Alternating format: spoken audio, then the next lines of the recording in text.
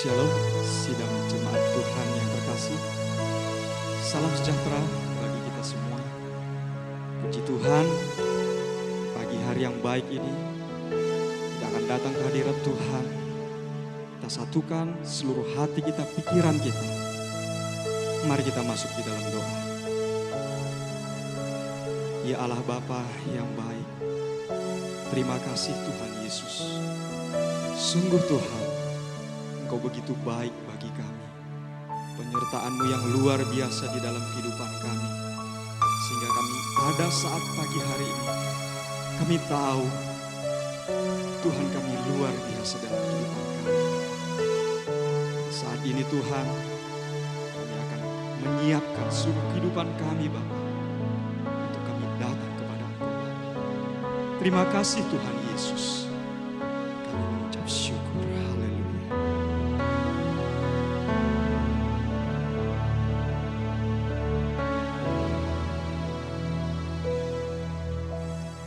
Dalamnya kasih-Mu Bapa, terlebih dari segalanya, pengorbanan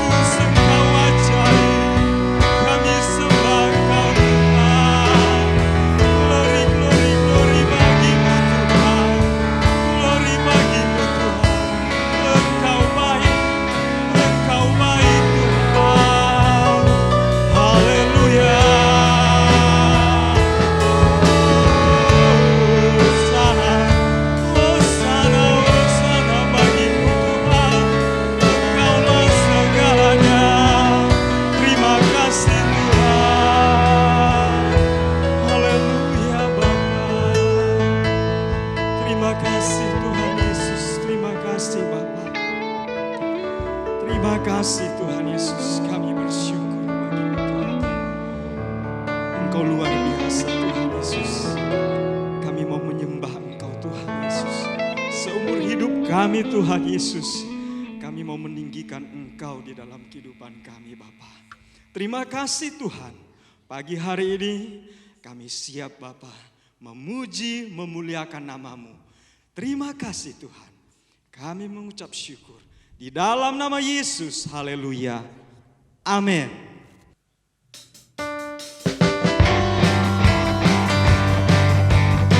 Amin, haleluya. Glory bagi Tuhan.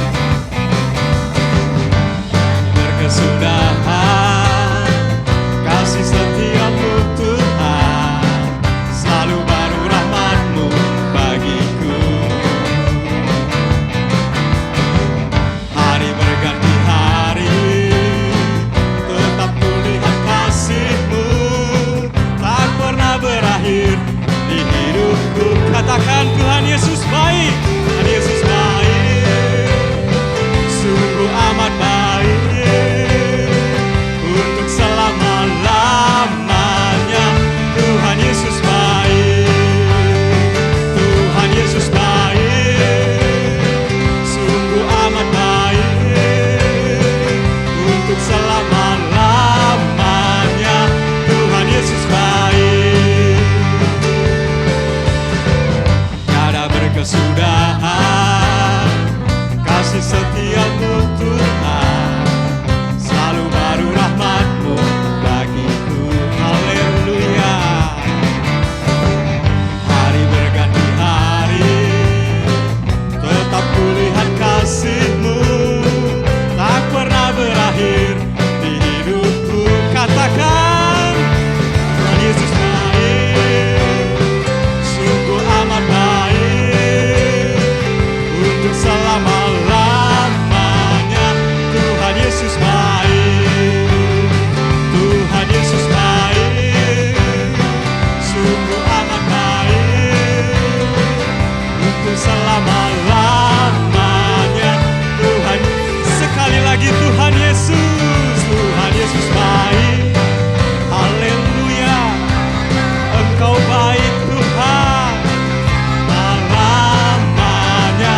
Tuhan Yesus, Tuhan Yesus baik, Tuhan Yesus baik, sungguh amat baik, untuk selama-lamanya.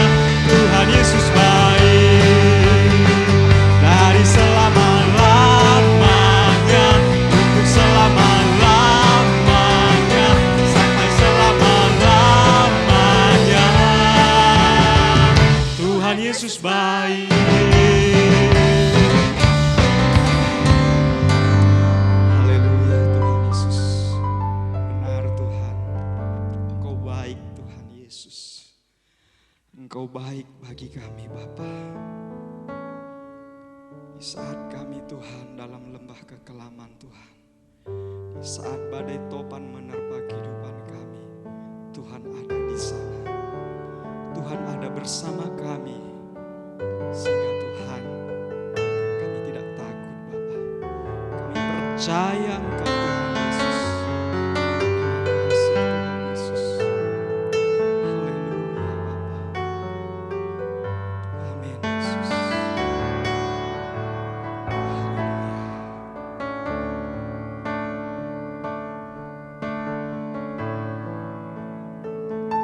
Sekalipun aku dalam lembah gelap, ku tak takut.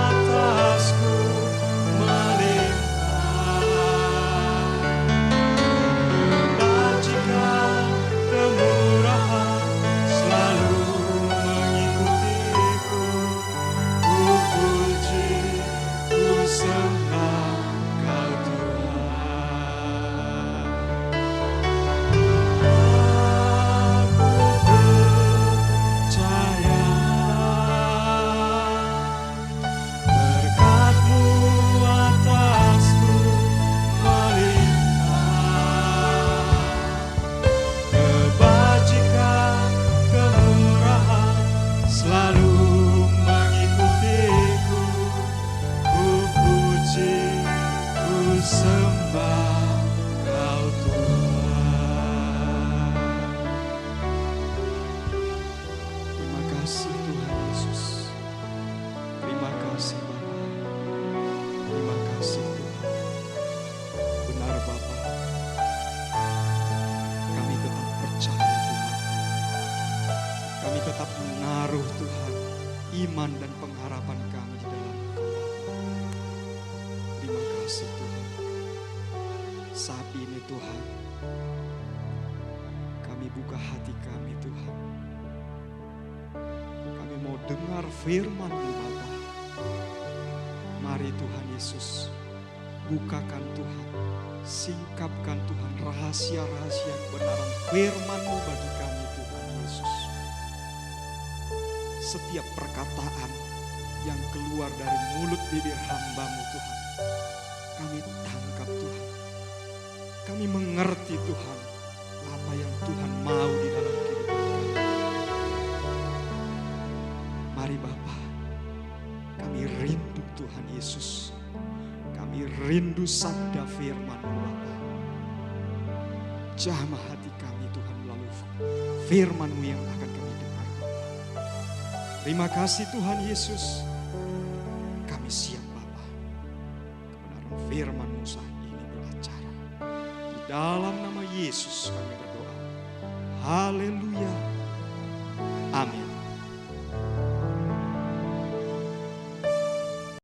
Haleluya, saudara kasih Tuhan. Selamat pagi, puji Tuhan. Saya percaya semua dalam keadaan sehat dan di dalam perlindungan Tuhan. Puji Tuhan, saudara kasih Tuhan, kita sudah memperingati hari kenaikan Tuhan Yesus di surga. Amin. Ya, kita percaya bahwa Tuhan Yesus naik ke surga. Ini adalah janjinya Tuhan dalam hidup kita. Ya, Dia tidak meninggalkan kita sendirian, tapi Dia memberikan Roh Kudus dalam kehidupan kita. Dia memberikan roh penolong dalam hidup kita. Amin. Dia pun naik ke surga, bukan diam saja, tetapi Dia berdoa dan menyediakan tempat untuk kita. Di mana Dia akan datang kali yang kedua, kita akan dijemput bersama-sama. Siapa yang percaya kepada Tuhan akan diangkat di atas awan-awan. Kita akan dibawa bersama dengan Tuhan Yesus. Amin saudara. Ya haleluya, puji Tuhan. Nah hari ini kita mau belajar bersama-sama dengan kuasa Roh Kudus. Ya, Roh Kudus di dalam kehidupan orang yang percaya di dalam Tuhan. Saudara kasih Tuhan, untuk menjalani kehidupan kita sebagai anak-anak Tuhan, untuk menjalani kehidupan kita sebagai orang-orang Kristen, ya, kita perlu keterlibatan aktif kuasa Roh Kudus dalam kehidupan kita. Kita perlu melibatkan Roh Kudus dalam kehidupan kita. Karena Roh Kudus itu yang akan membimbing kita. Karena Roh Kudus itu yang akan menuntun kita. Karena Roh Kudus itu yang akan menolong kita. Dan bahkan Roh Kudus itu akan menginsafkan orang-orang yang berdosa. Supaya mereka sadar akan dosa mereka dan mereka berbalik dan bertobat kepada Tuhan. Jadi mari kita akan belajar tentang Roh Kudus. Ya, yang pertama adalah Roh Kudus adalah seorang pribadi. Ya, dikatakan di dalam Yohanes pasal 14 ayat 16 sampai ayat 18. Yohanes pasal 14 ayat 16 sampai ayat 18. Firman Tuhan berkata demikian. Aku akan meminta kepada Bapa dan Ia akan memberikan kepadamu seorang penolong yang lain supaya Ia menyertai kamu selama-lamanya, yaitu Roh kebenaran. Dunia tidak mengenal Dia sebab dunia tidak melihat Dia dan tidak mengenal Dia. Ya. Tetapi kamu mengenal Dia sebab Ia menyertai kamu dan akan diam di dalam kamu. Amin. Haleluya. Jadi jelas sekali ya bahwa Roh Kudus itu adalah pribadi, ya. Dia adalah pribadi, Saudara.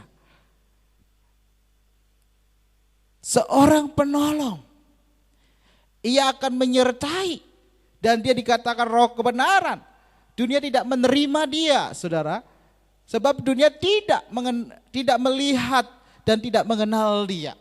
Sebab Ia menyertai kita dan akan diam di dalam kamu. Jadi jelas sekali bahwa Dia adalah pribadi, saudara. Roh Kudus itu adalah pribadi. Salah satu hal yang mendasar yang seringkali kita memahami tentang Roh Kudus yang salah adalah kita melewatkan bahwa Dia adalah seorang pribadi yang nyata. Ya. Dia itu adalah pribadi sama seperti Yesus. Ya. Dia adalah pribadi. Kenapa saya katakan dia pribadi? Karena saudara, dia juga bisa berpikir, saudara. Ya. Dia memiliki satu kecerdasan. Ya. Yang tadi saya katakan dia adalah pribadi, dia adalah Yesus, dia sama, dia adalah Allah, ya, Roh Allah. Kalau saudara baca di dalam 1 Korintus 6 ayat 11, jelas. Ya, dia itu adalah Allah. Dan bukan hanya itu, dia juga memiliki kecerdasan. Ya, dia adalah yang bisa berpikir di dalam 1 Korintus 2. Ya, ayat 10 sampai ayat 11. Roh yang menyelidiki segala sesuatu. Jadi dia memiliki kecerdasan. Bukan hanya itu, dikatakan juga dia juga roh yang mengajar. Ya, 1 Korintus 2 ayat 13. Ya. Dan bukan hanya itu, dia memiliki kecerdasan, dia roh yang berdoa untuk kita. Di dalam Roma pasal 8 ayat 26 sampai 27. Luar biasa. Jadi dia adalah seorang pribadi ya yang memiliki kecerdasan.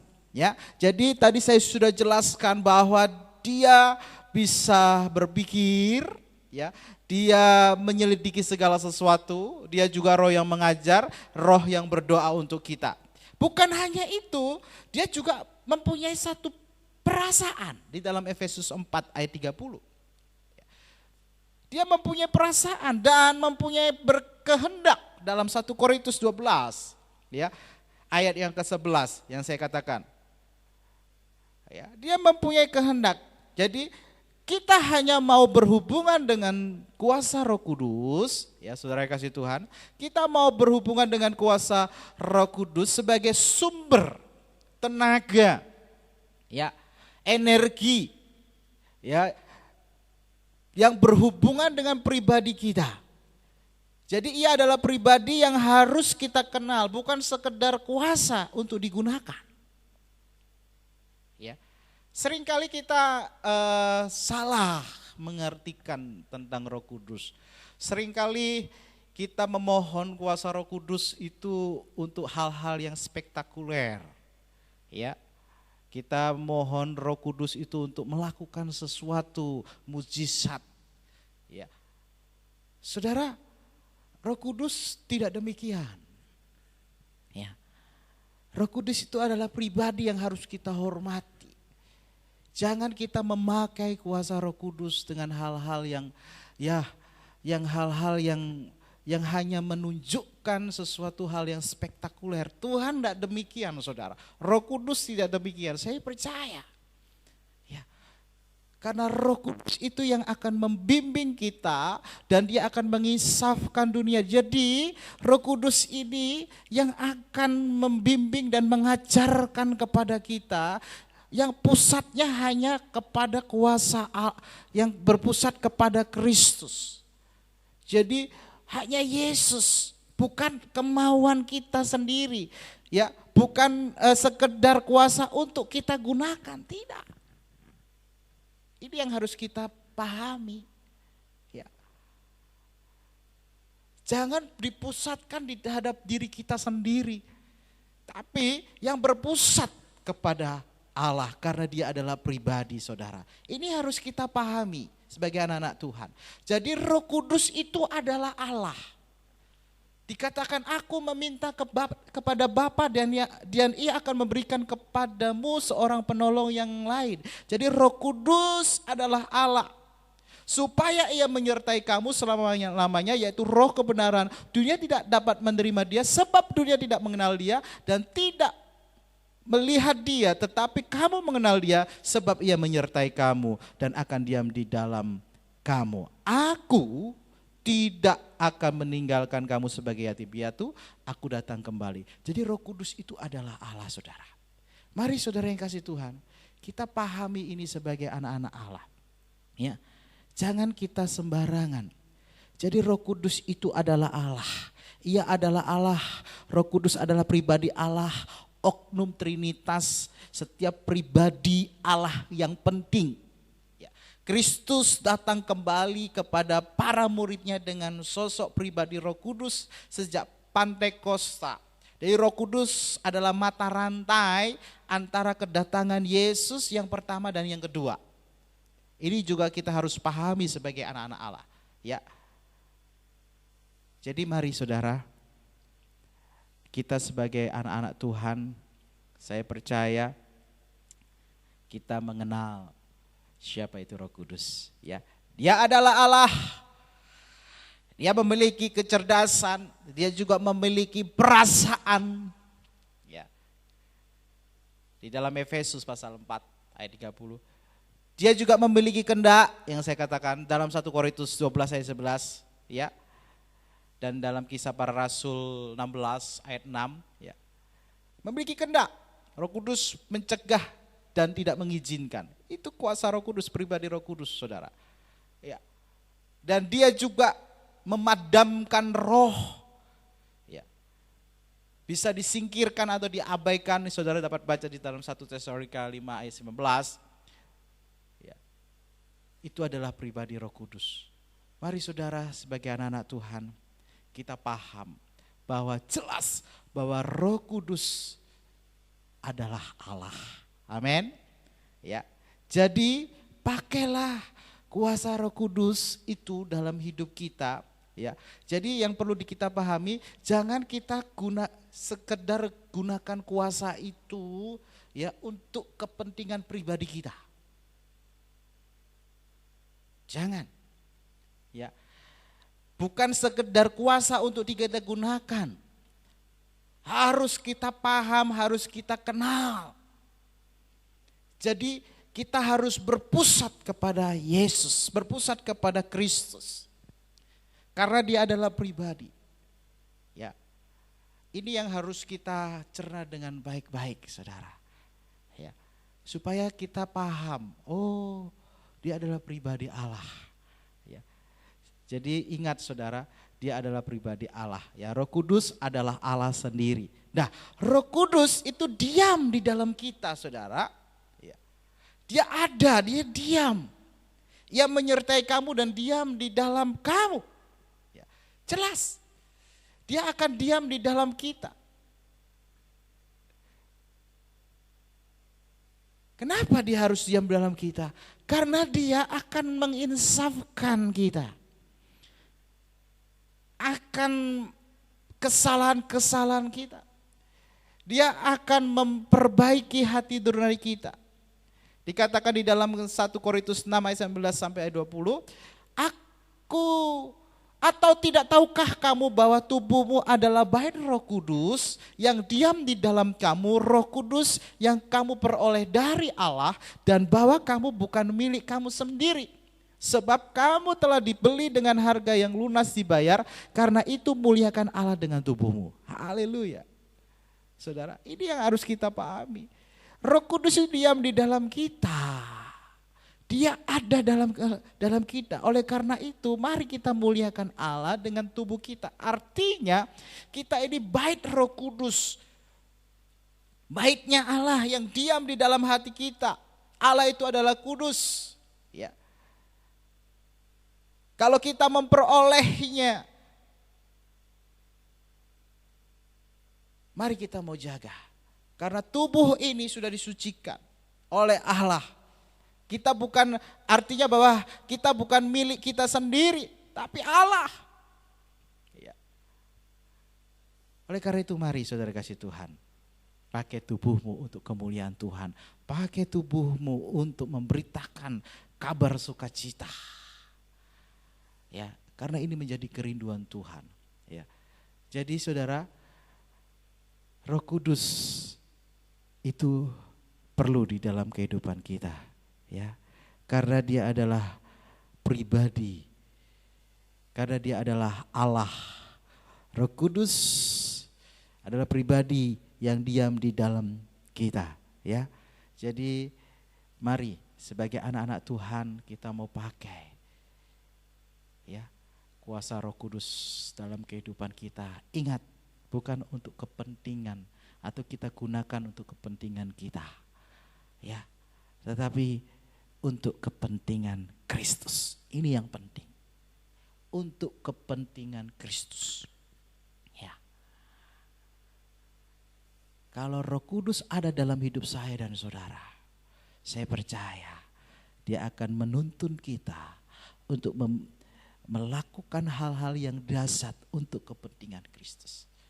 Kalau Roh Kudus diam dalam kehidupan kita, saya percaya, ya, bahwa kita akan dipakai Tuhan untuk melakukan karya-karya yang besar untuk kepentingan Kristus. Kalau Roh Kudus ada di dalam hidup kita, saya percaya Roh Kudus itu akan membimbing dan menuntun kita, mengajarkan kita tentang kebenaran Tuhan yang harus kita sampaikan juga kepada orang-orang yang di sekitar kita, bukan untuk kepentingan kita, tetapi untuk kepentingan Kristus. Amin. Oleh karena itu mari, kita sudah tahu bahwa Roh itu datang untuk menginsafkan dosa-dosa. Kalau masih ada dosa dalam hidupmu, ya, mari minta ampun kepada Tuhan. Saudara, saya sudah jelaskan panjang lebar, ya, bahwa Tuhan Yesus sudah mengalahkan kuasa maut. Artinya kita sudah diselamatkan, dosa itu sudah dikalahkan. Artinya mari kita akan, ya, kita sudah terlepas dari kuasa dosa itu, saudara. Mari kita mau hidup di dalam kemenangan. Ya. Jangan izinkan dosa itu masuk dalam hidup kita. Jangan kita izinkan kita dikuasai oleh hati kita. Biarlah Roh Kudus yang menguasai hati kita. Ya, sehingga kita tetap hidup di dalam kebenaran firman Tuhan.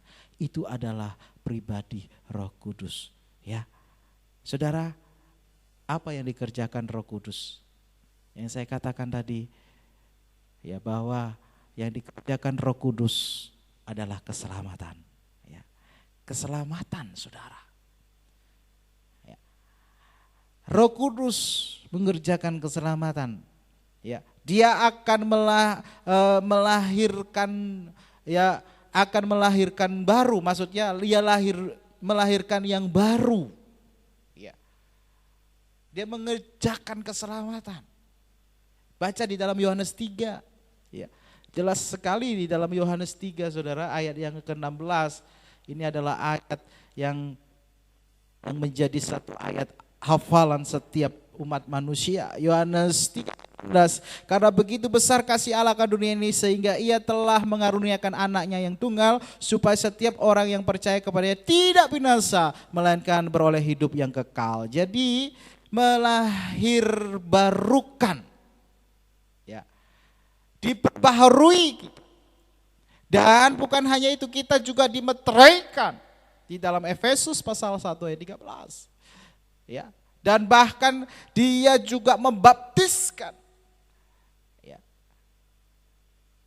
Jadi itu adalah pekerjaan Roh Kudus, ya. Perlu kita ingat, saudara. Dia juga akan menyertai kita selama-lamanya. Ya, itu pekerjaan Roh Kudus. Sebagai apa? Penolong. Dia akan menyertai kita. Dan dia juga akan mengajarkan dan mengingat, yaitu itu adalah pekerjaan Roh Kudus, yaitu penghibur. Jadi dia mengerjakan segala sesuatu, mengingatkan yang Yesus katakan. Jadi saudara, mari kita membutuhkan Roh Kudus dalam kehidupan kita, ya. Mintalah kuasa Roh Kudus itu, supaya Roh Kudus itu diam di dalam kehidupan kita. Diam di dalam segala kehidupan kita. Sehingga kita bisa berjalan bersama dengan Allah. Berjalan bersama dengan Roh Kudus. Karena Roh Kudus itu adalah pribadi. Dia adalah Allah. Jadi kalau kita pakai gunakan Roh Kudus itu, artinya, saudara, jadi apa yang kita kerjakan semuanya itu berpusat kepada Kristus. Itu yang Tuhan mau, saudara. Ya, itulah yang Tuhan maksud. Ya, supaya pemberitaan Injil itu tersebar di seluruh dunia. Ya, tersebar. Oleh karena itu karena itu Yesus naik. Ya, dia harus naik supaya pekerjaan Tuhan itu tersampaikan semuanya. Artinya Roh Kudus itu turun. Ya, Roh Kudus itu turun diberikan supaya orang di dalam dunia ini dapat mengenal keselamatan itu, saudara. Jadi mari kita membutuhkan Roh Kudus dalam hidup kita, ya, supaya dia pembimbing kita, saudara, supaya kita hidup di dalam kebenaran, supaya kita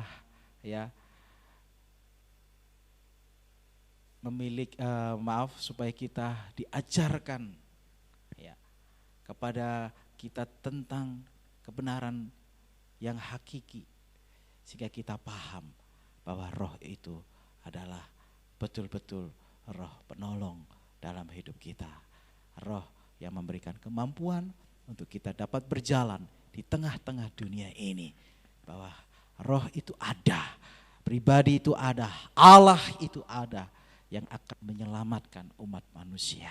Oleh karena itu mari siapkan hidupmu, siapkan pribadimu untuk datang kepada Tuhan. Siapkan hidupmu supaya saudara dipakai oleh Roh Allah, oleh Roh Kudus, sehingga perintah Tuhan itu terjadi di dalam kehidupan kita, ya, sehingga benar kita berjalan bersama dengan Tuhan. Saudara, saya tidak berbicara lagi tentang bahwa saya melakukan kesalahan, saya banyak melakukan hal-hal yang tidak baik. Saudara kasih Tuhan, pada saat saudara percaya kepada Tuhan, saudara mengaku akan dosa saudara-saudara diampuni. Oleh karena itu sekarang hiduplah benar, hiduplah baik, dan saudara akan dipakai Tuhan untuk menyatakan kebenaran firman Tuhan, untuk menyatakan Yesus. Karena inilah pekerjaan Roh Kudus, inilah pekerjaan Roh Kudus. Roh Kudus datang untuk menyelamatkan umat manusia. Jadi saudara yang di hari ini yang sudah dipilih Tuhan sebagai anak-anak Tuhan, bersyukurlah, bersukacitalah, karena saudara akan dipakai oleh Tuhan. Oleh karena itu mari datanglah kepada Tuhan, mintalah kuasa Roh Kudus itu menguasai hidup kita, menguasai segenap hati kita, sehingga kita dapat berjalan dalam kuasa kebenaran. Haleluya, mari kita berdoa. Bapa kami yang ada di dalam surga, Tuhan, yang kami muliakan di dalam nama Tuhan Yesus. Tuhan Yesus, mungkin penyampaian firman Tuhan ini, oh Tuhan, yang kami sampaikan terbatas. Tapi biarlah kuasa Roh Allah yang akan menyempurnakan, yang membukakan rahasia firman lebih lagi, sehingga kami lebih paham bahwa Engkau adalah, oh Tuhan, Allah yang seutuhnya, Allah yang kami puji dan kami sembah. Oleh karena itu kalau Roh Kudus dicurahkan dalam hidup kami, Tuhan, kami mau pakai kuasa Roh Kudus itu. Kami gunakan bukan untuk kepentingan kami, tapi untuk kepentingan kerajaan surga. Oleh karena itu Tuhan, persiapkan kami Tuhan, supaya Roh Kudus itu, oh Tuhan, benar berkarya di dalam hidup kami, benar-benar menguasai hati dan pikiran kami, sehingga firman itu yang ada dalam hidup kami itu menjadi hidup, sehingga banyak orang-orang yang percaya kepada Tuhan.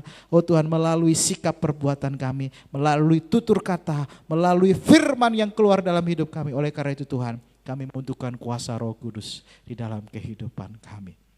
Mari Tuhan, berkaryalah Roh Kudus di hidup kami.